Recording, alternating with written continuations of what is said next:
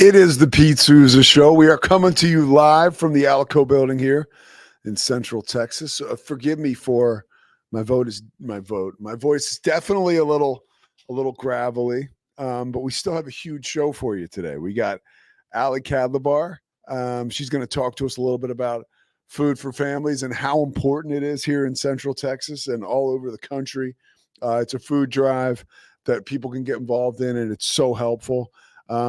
We also we're going to hear from Ed Werder after the Cowboys loss, and we're going to chat with Cam Stewart about Brianna Chicken Fry. We've got an update on that front, which is always interesting because Cam is the Brianna Chicken Fry expert as I get trash off the desk here.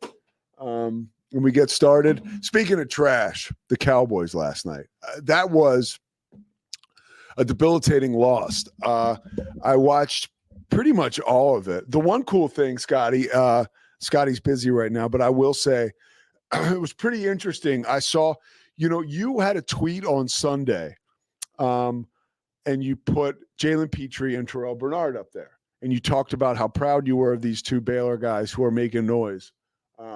They always have been. They've been so effective in their careers already, and that was before Jalen Petrie made it. That was before. Yeah, I posted that after Bernard had the game-winning or the game-sealing, I should say, interception against Patrick Mahomes in the Bills-Chiefs game, and I put Petrie on there because Petrie's he's just awesome, really good start to his career with the Houston Texans, and that he was making forcing turnovers last night. And it's amazing how Twitter, X, whatever, kind of reads your mind, because after he made that play, I swear I was gonna maybe I should post something about how great these guys are. Scotty had already handled it 24 hours earlier. Well, and again, I've been a Baylor fan my whole life. Went to school at the same time as Robert Griffin and Bryce Petty and a lot of those legends from that era. Yeah. And so seeing guys like I could not believe the bad injury luck Griffin had or Corey Coleman had. Yeah. I want to see these guys earn it in the NFL. And Bernard and Petrie being the two, I think,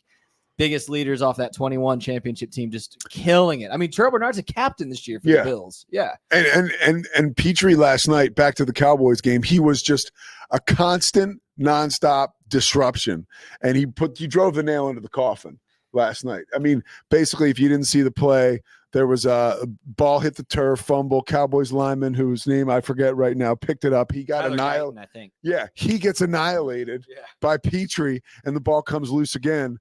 And then the Texans score another touchdown en route to a 34-10 win. So his senior year at Baylor, Petrie, this is bad because I didn't prep for this, but there was some advanced metric like a chaos statistic or a disruption statistic, and he led the country by a huge margin. I forget who put together that advanced statistic, but I saw it his last year at Baylor because it's just he's where the ball Trouble is his middle name. Yes, he's where and it's funny because he's kind of a positionless player. Like in the NFL, even he struggled. Is he a safety? Is he a nickel? Is he a linebacker? I mean, he came into Baylor, safety recruit, played linebacker, then back to safety, then into that kind of hybrid. Yeah. But he just gets to the ball and makes plays, man. Yeah. I mean, constantly. He's incredible. He's awesome. Yeah. So that was the tail end of the Cowboys game, and that's where I thought to myself, wow, Jalen Petrie's amazing, and then shut it off and went to bed.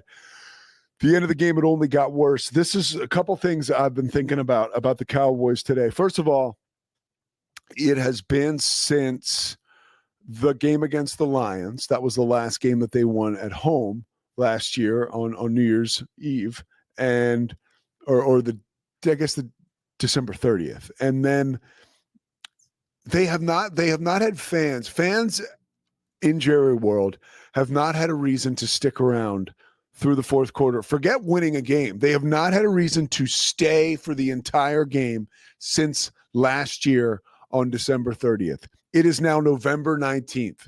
We're talking about the Dallas Cowboys. It's a situation that obviously needs some attention in the offseason, and it will get it.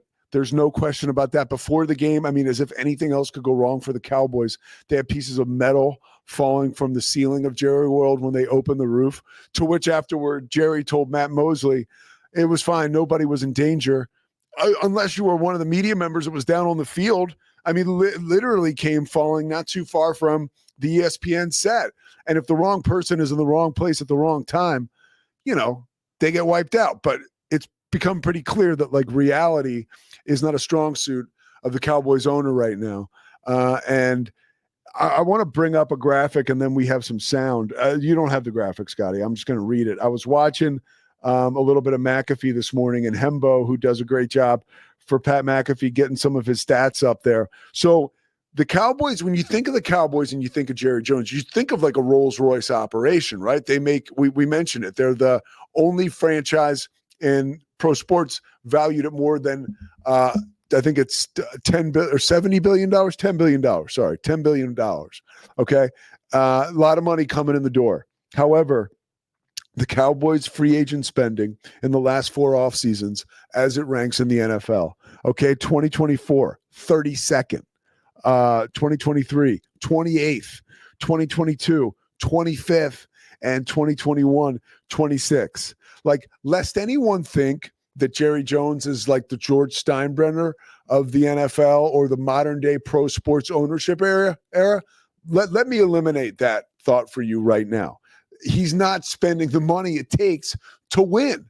How about this for you? Travis Henry, Joe Mixon, Saquon Barkley, all running backs that you could have signed this past offseason if you're the Dallas Cowboys. They were out there for you. Theoretically, you could have signed them. I mean, obviously, there's a lot to chance. I'm not trying to sit here and be like, it would have been a no-brainer. But there's a lot to when you look at the Cowboys and you're trying to figure out, like, why are they no good? Why are they struggling this year? They didn't do what it takes to be a winner. And, you know, I could understand. I do want to cut Jerry Jones and the ownership group a little bit of slack because this is a team that had won 12 games 3 straight years. So you figure, okay, we can run it back. But you don't get to the mountaintop. There's clearly a hump that you aren't able to get over. Championship teams make a change. I can go all the way back to being a Phillies fan. Like, they could not win. This is before my time, but in 1980, they couldn't win a World Series. So they get Pete Rose. You know, even like let's go to the Miami Heat. You know, Dwayne Wade couldn't do it by himself. They get Shaq. Like, this is how these championships are won. If you're a team that is constantly knocking on the door, but you can't bang it down, you need a little bit of help. And by the way, there's tons of examples that I'm not even sharing right now, but you get the idea. After the game, the Doomsday Podcast, which you can hear still right here on Rogue Media Network, it was illustrated by Ed Werder just how bad the Cowboys have been at home this season. Scotty, cue that up. Ed, let's lock in on this thing. Let me start with this. Can I? Sure. Can I decide where we start? Yeah. Is that okay? Yeah. I mean, we'll just go off The script. Cowboys are now 0-5 this year at AT&T Stadium. It's the first time they've started 0-5 at home since 1989. The infamous 1-in-15 year of first-year head coach Jimmy Johnson. Jerry's first year as the owner. So first time since then they've been 0-5 at home. That year they lost all their home games. Their only win was at Washington. And to put it in further perspective, they've been outscored by 118 points in these 5 games. That's the 3rd largest margin in a team's first 5 home games of the season in the Super Bowl era. Only the 2013 Jaguars and the 1966 Falcons were worse than the Cowboys in their first 5 regular season home games. It's just amazing. And Mike McCarthy spoke to it this week and said it's the most remarkable thing he's ever seen in his 18 years as an NFL head coach and in the many years before that as an assistant, that a team that begins the season as the best home team in football over 2 years, it's won 16 straight regular season home games, entering the season, is now the most inept home team in football. Yeah. And they're not great on the road. And I haven't been so far. No. But they did have won on the road at least 3 times. They beat Pittsburgh somehow. Pittsburgh's the only team with a winning record the Cowboys have beaten all year. So there you go. That was Ed Werder and Matt Mosley. You can catch them on the Doomsday Pod. It is up on the Rogue Media Network. And it's really, really bad for the Cowboys to the point where, you know, the Manning cast last night was really having some fun with the Cowboys. And I thought it was brilliant. I talked on Friday a little bit about how attractive it was that Pat McAfee could take someone like Nick Saban and sit there with him and share time with him, and really Nick Saban is just dropping knowledge on us for so long about the inner workings of being a coach. Same thing last night. Bill Belichick joins the Manning cast. And it's like, I really am grateful for all the media and the mediums that come today and give us the ability to see these guys and to hear these stories. Last night, Bill Belichick was doing a tremendous job talking about how the Cowboys don't tackle. Like they don't want to tackle. And moments later, Malik Hooker came up and just made an incredible tackle. Malik Hooker, a safety for the Cowboys. And you just see Belichick nod. He goes, good tackle. And that just like takes you inside the film room almost. Like that's about as excited and positive Bill Belichick will get. But it's not about like his like gushing with emotion. That's not how he rolls. That's kind of what success looks like. Now, there's a lot of talk about Bill Belichick possibly being the head coach of the Cowboys next year. The Deion Sanders stuff continues to heat up. Like, what's going to happen with that? I don't know. Obviously, it's something that'll be fun to track throughout the rest of the season. Another thing we want to talk about as we start the show off today, Joe Douglas getting fired from the New York Jets.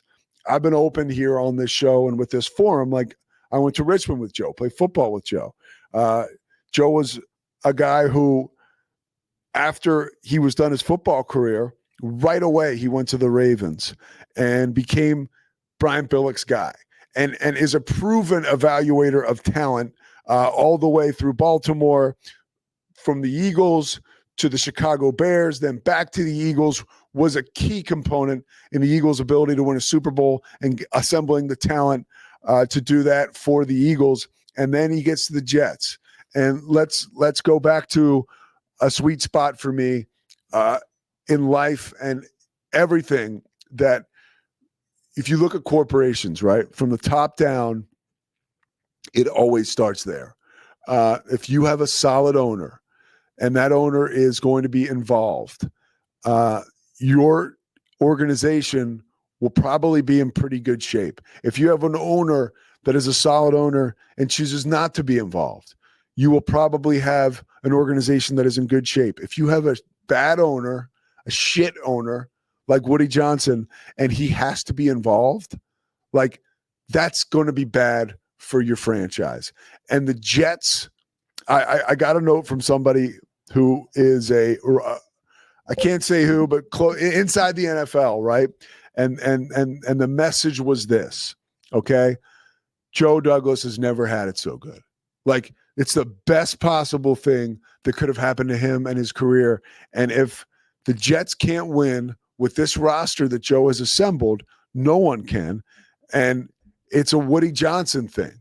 And the Woody Johnson thing now spills over into next season. You know, who could potentially be the next head coach of the Jets? Well, we were just talking about the Cowboys. How about Bill Belichick? It's known by it's the worst kept secret around the NFL, to where it gets to someone like me that he doesn't want to work for Woody Johnson. He does not like Woody Johnson. When Bill Belichick was the defensive coordinator for the Jets, Leon Hess was the owner. Leon Hess passes away. The sale goes to the Johnson family of Johnson & Johnson. And Bill Parcells says, hey, I'm going to step aside, Bill. I'm going to anoint you the head coach. There was obviously a communication breakdown between Bill Belichick and Bill Parcells, but ultimately Belichick's the head coach for like a day and a half, and he resigns, you know, on a cocktail napkin, which is sort of like the middle finger to Woody Johnson. And then he goes to the Patriots. The Jets get a couple draft picks, and Bill Belichick spends the next 2 decades kicking their ass up and down the field and winning Super Bowls. And I never say never in sports. It's like all the times that George Steinbrenner fired Billy Martin. Like, I'm not saying it's beyond Woody Johnson and Bill Belichick to get a deal done, or for Jerry Jones and Bill Belichick to get a deal done. Like, Bill Belichick wants to coach very badly, but I can imagine there will be certain stipulations that will be attached to either agreement. But there's a lot to look forward to if you're into like the soap opera that is like the off season in the NFL. and that is the coaching carousel, which is getting ready to spin here, all over pro and college football. Scotty, you got anything? I think what's a little alarming when you talk about Woody Johnson is how the parallel, could you say, between the Jets and the Cowboys in that regard. And people often say, oh, well, if Jerry just wouldn't be the GM, maybe it would be okay. But I have a suspicion any GM would struggle to work with Jerry because Jerry would still want to have his thumb on the team in the same way. You know what I'm saying? Yeah. And it's easy to, talk about Mike McCarthy and Dak Prescott, but man, as a lifelong Cowboys fan, the coaching and quarterback and other talent that's come through the Cowboys over the last 2 decades is high, high levels of talent. They've drafted well. They've drafted extremely well, especially over the last 7-8 years. And, if you look at Bill Parcells as a coach, Wade Phillips as a coach, Tony Romo as a quarterback, you're not missing there. There was misses somewhere else, and it goes back to the top. So that was my only reflection as you were talking, is just the parallel tracks. And I don't know which is more painful. The Jets, other than those couple of kind of fluky Mark Sanchez years, have mostly just been bad. And when that's the case, you can deal with it. Unfortunately, the Cowboys have mostly been really good, but not good enough. And this season, we're very bad. Yeah, and they haven't made the changes, right? That one last thing that could possibly put you over the top. Another piece of news, just to share with you, something that hits home with me, is the 76ers. They got annihilated last night to become, along with the Washington Wizards, the worst team in the NBA. Following the game, Nick Nurse and the players, Nick Nurse was an hour late to coming out to talk to the media. That's a long, long time. That never happens. I mean, the coach is usually available for the media 10 minutes after a game, max. I mean, there's a 10-minute cooling off period before the locker room opens for media to go in there, which the NBA is trying to wiggle its way out of, the Players Association, but that's how it is right now. And after that 10-minute period or before, the coach will usually go to the podium or outside the locker room, wherever he talks to the assembled beat writers and media that cover the team. Nick Nurse took 1 hour, and when he came out, his throat kind of sounded like mine, and he said that there was a lot of communication and a lot of talking, and a lot of the messages that were shared between player and player, coach to players, were received. Then a little while ago, and I talked with Cam about this, Shams Charania comes out with the news that Tyrese Maxey in that locker room challenged Joel Embiid. And he challenges Embiid because Embiid doesn't show up to stuff on time, whether it's practice, whether it's team functions. And Embiid is supposed to be the leader of the team. You can't, that's not how you win. And Joel Embiid, deep down inside, has probably got to feel like shit about this, because I can tell you, I try to draw on personal experience a lot of times.